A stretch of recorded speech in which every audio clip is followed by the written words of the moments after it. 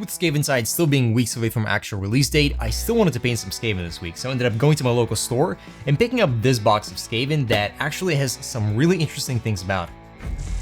And the first reason was the fact that you get to paint new Skaven models. Personally, I never got to paint any of the old Skaven as frankly the models were a little bit too outdated for me. A lot of the Skaven line is now over 20 years old, some are probably even older. When this box set came out, I knew that I had to give it a try. Not to mention that you have a really cool Skaven companion that you're not going to see in any other box set.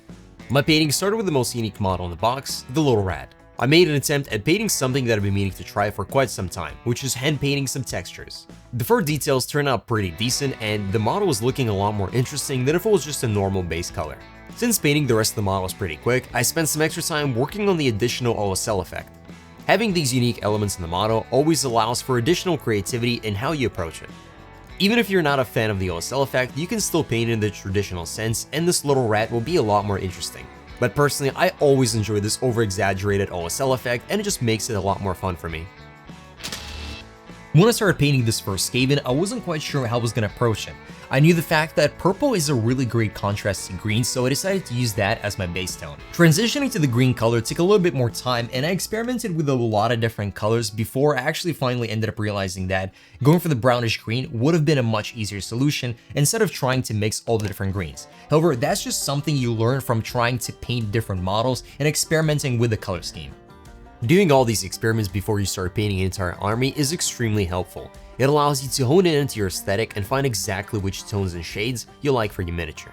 For me, almost every single idea I initially thought would work really well ended up needing adjustments. Experimenting on individual miniatures and trying different things without the worry of ruining an entire army gave me a lot more freedom in my approach. With large units, I often realized that I could have done something differently by the time I finished painting all of them. This left me with a tough decision of either leaving them as they were and not being satisfied, or repainting them all over again. Personally, I don't mind repainting units. I've done it often, like with my Scavenger Space Marines, but I often realize that with the additional preparation and experimentation at the start, I probably could have avoided that entirely. When jumping into a brand new army, this is even more important because you have no idea which colors are gonna work. Just because someone else enjoys a certain set of colors, that doesn't mean they'll suit your personal preference, and finding what works best for you is crucial. By experimenting first, you can ensure that your final army looks exactly how you want it above all else. Without, of course, the additional frustrations of having to redo an entire army multiple times.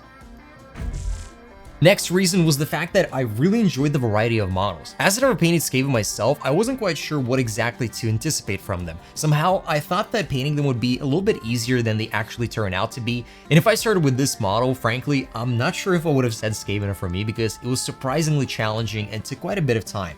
However, because I got started with this awesome little rat, I had such a great time that when it got to that model, I knew that it wasn't really that bad and most models would be much easier to paint. And when it got to these guys, I already knew precisely what I was going to try, and as I painted them more and more, they just became easier and more fun. With the Skaven having such a different look from the rest of them, I wanted to experiment with the idea of exploring the red and the purple cloth. But the unexpected challenge I faced was having to paint the individual details of the bandages. As often, they would be very close to the other part of the Skaven's skin and robe. This model felt entirely different not because of its appearance, but because of the painting approach required. Despite wanting to avoid painting all of those bandages, I knew I had to do it, as I would feel wrong to ignore them and not give them the attention they deserve. With the previous smoke plume, I learned a valuable lesson and this time decided to use an airbrush to build up a better layer and make the process easier for myself. Painting the OSL effect on the plume was also quite enjoyable and a much needed break from the tedious task of having to paint those bandages. I think it's fascinating how Skaven can look so similar to the other rats but offer such an entirely different painting experience. With this box having so many varied units, I knew that if I became too frustrated with one of the details, I could simply switch to painting something else more enjoyable and then come back to this model refreshed and ready to paint it. Next reason is to hone in on what you've figured out works for you and try to improve it even further. Even though the color scheme between these Skaven were essentially the same, each time I tried something different, I got to figure out how I can paint my Skaven faster and make them look good in the way that I actually like them. After painting a few of the Skaven, I realized that if I want to paint a large amount of them fast, I'm definitely better off going for a brown undertone as it just makes things a lot easier to build up from there. By this point, I've already cut down from about 7 paints to only 3 colors. focusing on the brown undercoat and then mixing it with the brownish green to build up to my base color.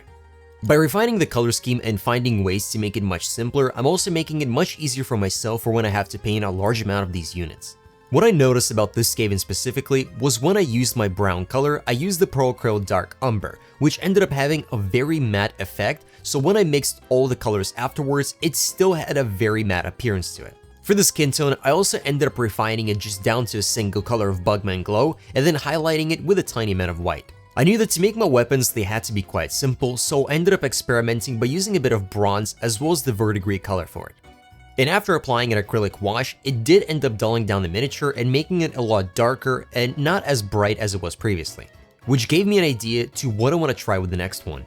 For the last one, I realized just how long it takes to paint these Skaven. If you spend full time painting them, it will take you ages, and given the fact that clan rats come with just a massive amount of units, you have to find a way to speed them up to make it pleasant for yourself, because for myself, at the end of the day, I enjoy having painted units and not something that will take me months to finish, because frankly, I know the fact that I'm gonna get bored, which is why I like to paint a variety of different things non-stop to make it interesting for myself.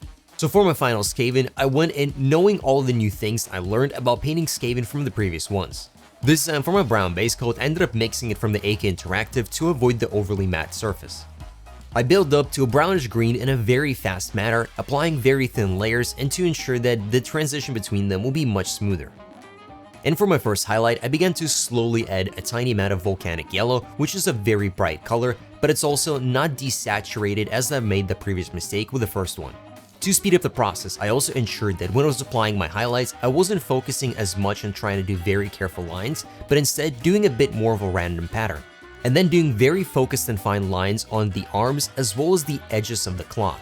This way, they would compensate much more for the randomness of the rest of the miniature and create a much smoother pattern. For the skin, I did have a little bit of a hiccup as I ran out of Bugman Glow, so I first had to mix my own. And about 20 minutes later, my miniature was looking very good, but it was in need of the special ingredient that was going to make my army very fast and awesome, which is going to be Streaking Grime. Refining my army color scheme led me to the idea that I'll just focus entirely on the highlights, and then I'll use the Streaking Grime to create all the subtlety and details of the shadows. This not only ensures that my miniatures will end up looking really good and interesting, however, it will also make the entire process much more satisfying. As with Streaking Grime, unlike the acrylic wash, I have a lot more control and decision making behind how much do I want to remove from the highlighted areas. And unlike oil-based washes, it's also dry relatively quickly. And to ensure that I had the smoothest transitions between my shadows and my highlights, I used the sponge to get rid of the enamel rather than the Q-tips. But to get into the deeper areas, I did use the Q-tips to ensure that I was able to go into the details that are obstructed by some of the staff as well as the blades. And after varnishing the model, it was finally ready for the final touches. Just like with a rat, because I painted this model so quickly, I had a lot of energy left to provide some additional details on it. So with a little bit of red paint, I did some freehanding. It always looks great and adds a personal touch to your miniature and makes it look a bit more fun. And after the freehanding, I felt inspired to provide some additional details to this miniature, so I reapplied some of the Bugman Glow as well as my final highlight to the areas of the folds. For the weapon, even though I thought it looked really cool, I still wanted to reapply some of the metallic to make it a bit more interesting, and then reapplying a little bit of the verdigris. With that, the Clan Pestilence rats were finally ready.